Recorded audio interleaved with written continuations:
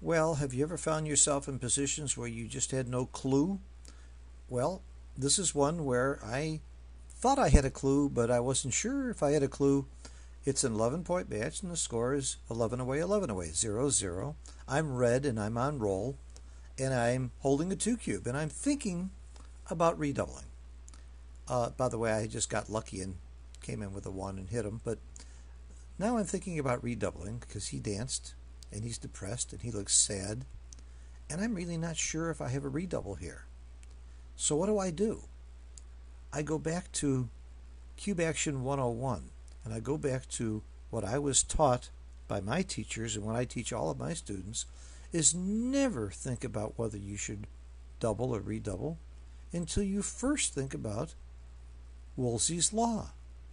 What would I do if I were him? Put myself in White's shoes. Would I take or drop?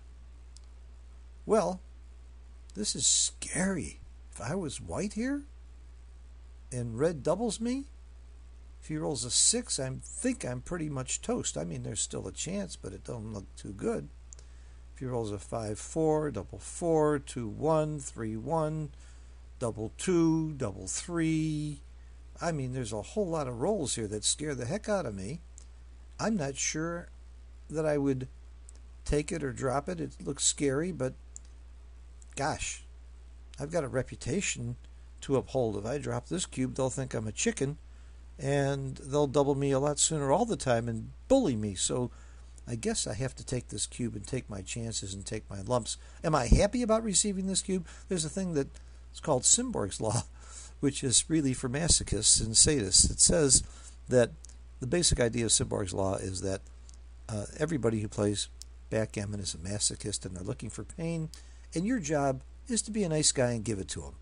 So what would be the most painful thing for White here? If you were White, would it be painful to see this cube, or would you be sort of happy to see the cube? What would make you feel good? Well, if I were White, I would not want to see this cube. So Woolsey's Law, Simborg's Law, sadomasochism, everything tells me to cube here. And I guess White should probably take. And the truth is, it's a double and a take. Let's take a look. It's a redouble, very big redouble, and a big take. It's scary. It's really scary. Red can win a lot of gammons. So, let me tell you what happened. I redoubled, and he took, and now the cube's on 4, and I rolled a wonderful roll. I rolled a 6-4. What do you do? Well, I thought of one of my favorite childhood songs. I'll play it for you. Run fast as you can. Run fast as you can. Run fast as you can. Can't catch me, I'm a gingerbread man. You can't catch me, I'm the gingerbread man. Run as fast as you can. I got out of there so fast that the dice had hardly settled on the table, and it was the wrong play. Yeah, of course. You point at him and you'll make a lot more, win a lot more gammons, won't you? Seems like that's got to be the right play. That's the wrong play. Look at the right play. Now you tell me this is a simple game. Go out and hit loose? Come on! That wasn't on my radar. That was not in the bailiwick of my plays.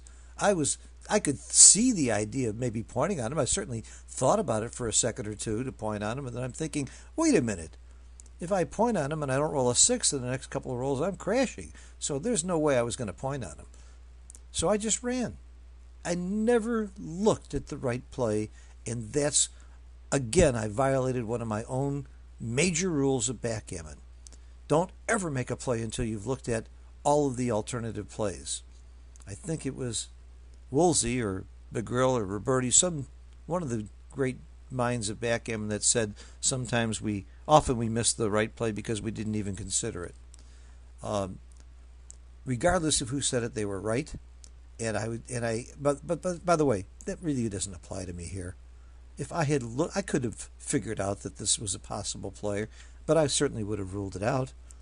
But if he hits me with a 1, I've got one place to come in and he's got 2 places to come in. But the rewards seem to be there. By hitting look what happens to the gammons that you win. By the way, if you've got extreme gammon and you don't see these numbers and instead you see this baloney, and I think it's baloney to see these. And again, obviously somebody disagrees with me. The guy who invented this machine loves these. Xavier likes these little green bars. I don't know anybody else that does. I want to see the numbers. Somehow he can look at these green bars and understand what the numbers are.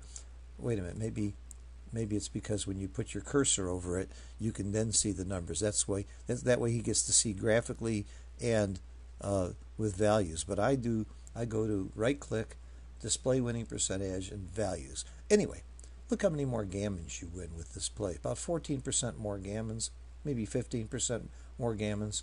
And, of course, as opposed to just running, you're going to lose the game about 4% more. Is it worth losing the game 4% more to win 14% more gammons? Absolutely.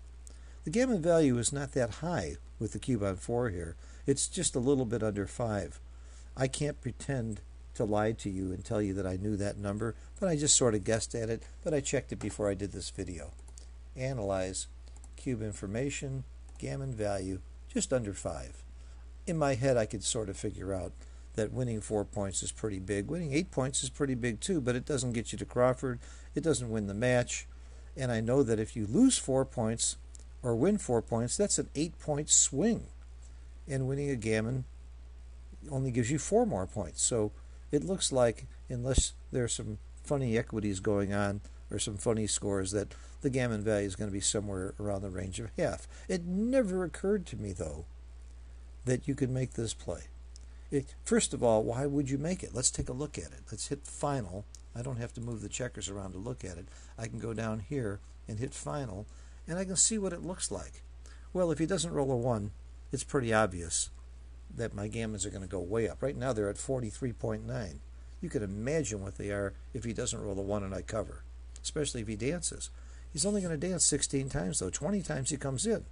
If he comes in with a 1, I'm not dead, but I don't look so good. But that's only 11 times out of 36. If he comes in with a 4, I'm still pretty much okay. I probably can cover. I might even be able to pick and pass and keep him up again. But again, I could look at this position for a long, long time and try and learn from it, and I would have trouble convincing myself to make the right play. And I would have trouble making the right play if I saw it again.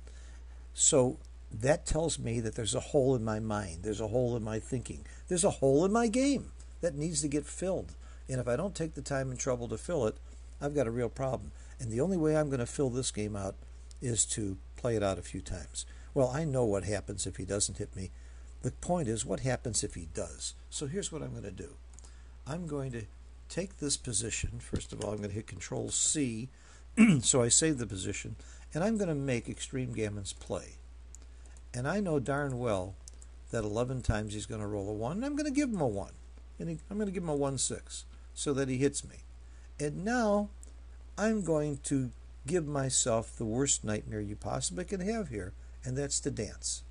That's your worst roll. I can't think of any roll as bad as, if I come in with a 1-5, I'm going to come in and hit again. 1-4, I hit again. 1-6. Oops, 1-6. I think I just come out. That's interesting. Let's check it. Let's first of all make sure I'm playing it right. Yeah, I'm right. 1-6, you come out. It would be only a 432% or 43% error to come in and hit again and break up this beautiful setup. So I know what I'm going to do when I come in. But let's assume that I dance and I don't come in. Let's see how cooked I really am after I get hit here. Let's put white on roll with double action and change who's on roll by hitting this little thingamajiggy here. And let's see what white's cube action is and what his equity is. Now that I've got 1 on the bar, he's got 1 on the bar. He's got 2 places to come in and I only have 1, and he's on roll holding the cube. He's a 66% favorite. Oh my gosh. He's redoubling me, and now I have to take the cube on 8. I have to take it. I can't drop this cube. Even I am not that big a chicken. So now I'm holding the cube on 8.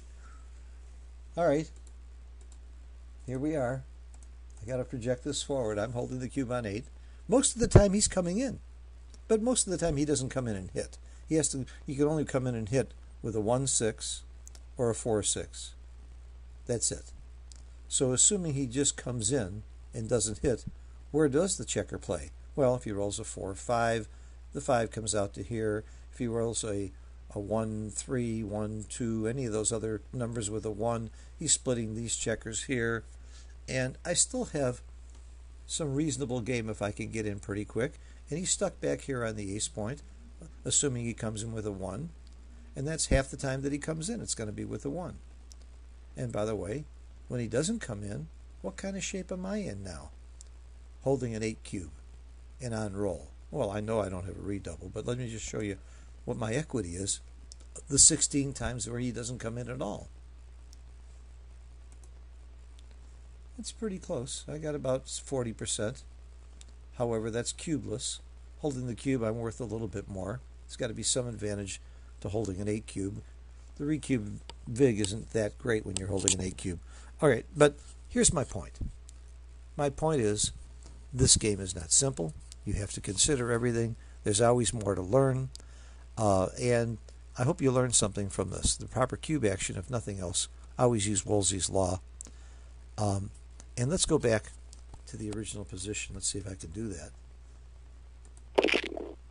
In this original position, before the roll, with red on roll, another thing that you can think of, if you're white and you're trying to decide whether to take this cube or not, there's a really neat thing that I'm very, very proud that I invented with some help from Kit Woolsey in naming it, called reverse Wolsey's law.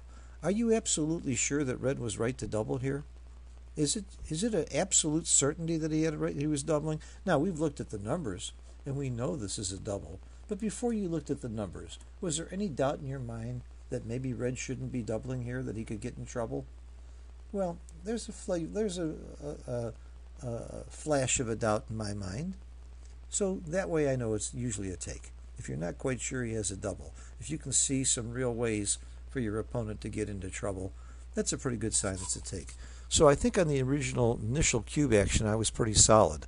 Where I fell apart a little bit is on the checker play, and I'm still can't swear to you that I'm home on this, that I'm confident that I would make the right 6-4 play or a similar play in a similar situation next time. But I'll tell you this, it's going to enter my mind, and I'm going to think about it a little bit more, and I hope that works that way for you too. And I hope you had fun with this. Thanks for watching.